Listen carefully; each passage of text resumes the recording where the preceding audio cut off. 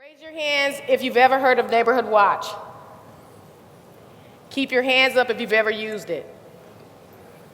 Within 4 weeks, in just a 3-block radius, 5 different women reported 5 separate incidents of a person peeping through their window and exposing himself. 3 of the women had children. The detectives knew that the activity was taking place all in the same area, but the victims didn't. They didn't talk to each other because they didn't know each other. Many of us have just said we don't use Neighborhood Watch. Why is that? Is it because we're too busy and our lives are so complicated? Well, today we have a simple yet powerful solution to the hassles of Neighborhood Watch 1.0. That suspicious behavior is a virtual Neighborhood Watch. You can do 2 things the next time you see suspicious behavior. You can report, which would take you to a behavior screen where there's 5 pre-selected behaviors. And this kind. Simply, let's just take creepy person. It would take you instantly, that report would be viewable to all the other users in your community. You could then Facebook, you can send it out with a tweet, or even email it to others. Our view feature allows you to see when, where, and how many suspicious behavior reports there are. So let's look at the last report, which was creepy person. We can actually take a look at the time. The green pin is creepy person. You can scroll over that pin and it allows you to see the time and the date. Red pin is aggressive begging, which is appropriate for today.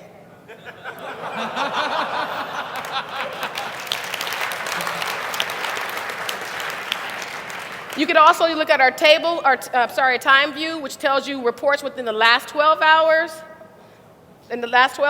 or back 1 month ago. Our table view that you just saw allows you to look at all the different types of behavior that were reported. In this case, 17 to 26 creepy person reports just this week. Our app, sorry.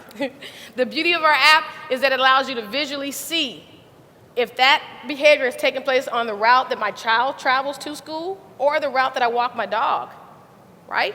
It makes us more aware of our surroundings, and we know that lack of awareness is a top 3 reason, one of the top 3 reasons why people, especially women and children, are targets of random crime. That suspicious behavior solves the problems of Neighborhood Watch. Why? It allows you to participate without having to go to those meetings. It allows you to get information out to your neighbors that you have never spoke to.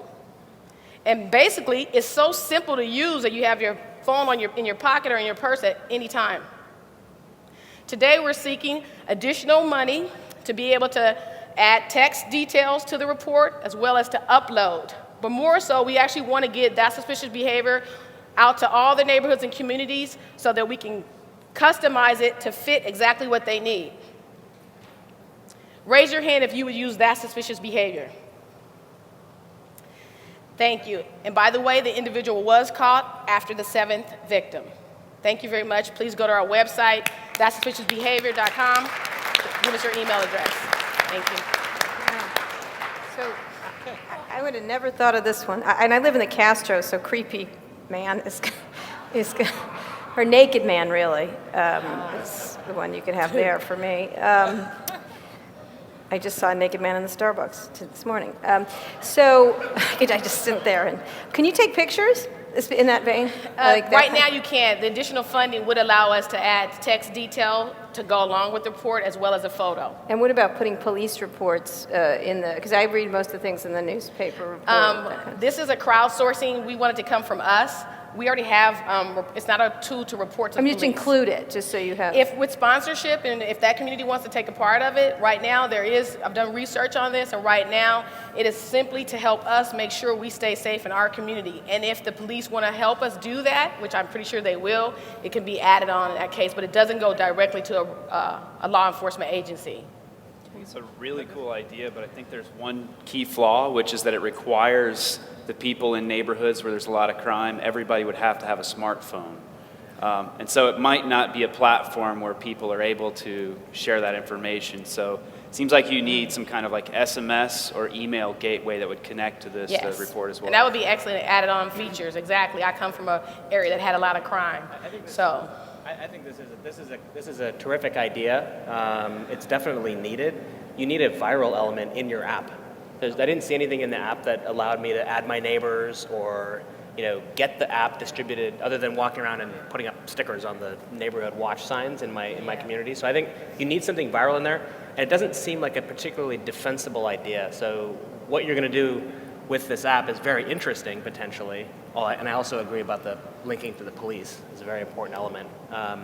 But you need a way to defend this idea. And so I think having an element of virality in there is going to be really important. So working with folks like Zillow, I mean, I would love to see this kind of information integrated into Zillow and other, Trulia and so forth, so that I can say, hey, what's really going on in this neighborhood? Right. Great. Excellent points, excellent points. I'm open. Sorry, I was just going to say, did you decide that suspicious behavior is the best name? Because I think I might go with something shorter, easier to spell. Like creepy behavior probably would be, or just something around creep would probably be easier branding to get out there.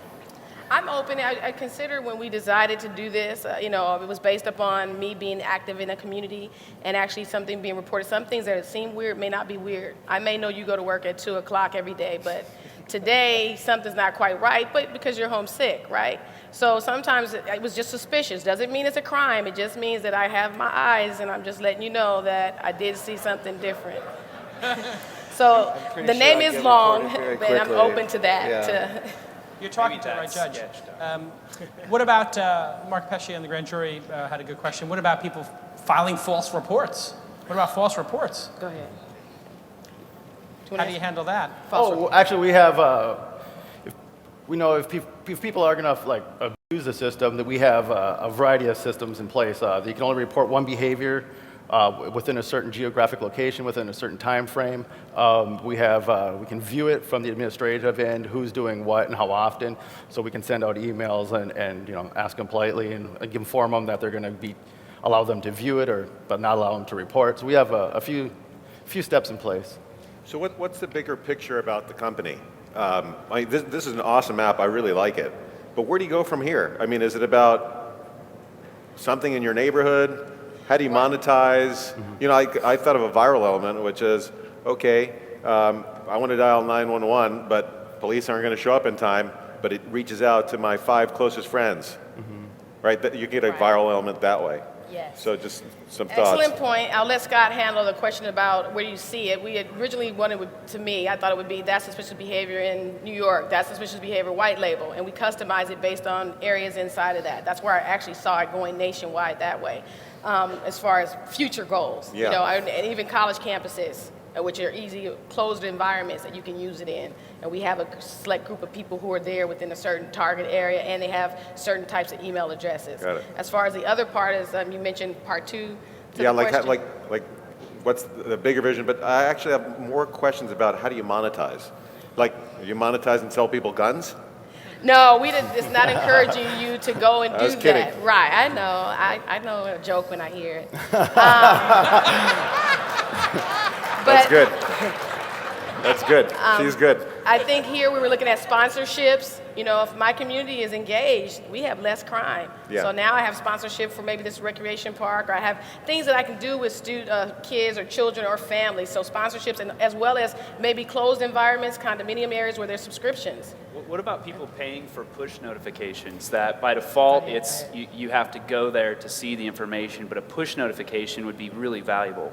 That's what we have. You can share it with your Facebook, you can share it with your Twitter followers, but we want to have it so you can email your neighbors or you can email your friends, and they can see maybe behaviors that are reported in their area, but to join a group, maybe to customize groups or form their own little communities.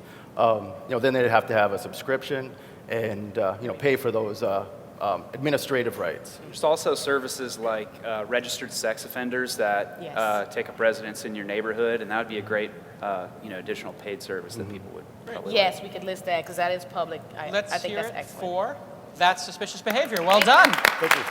That was the best Q&A so far.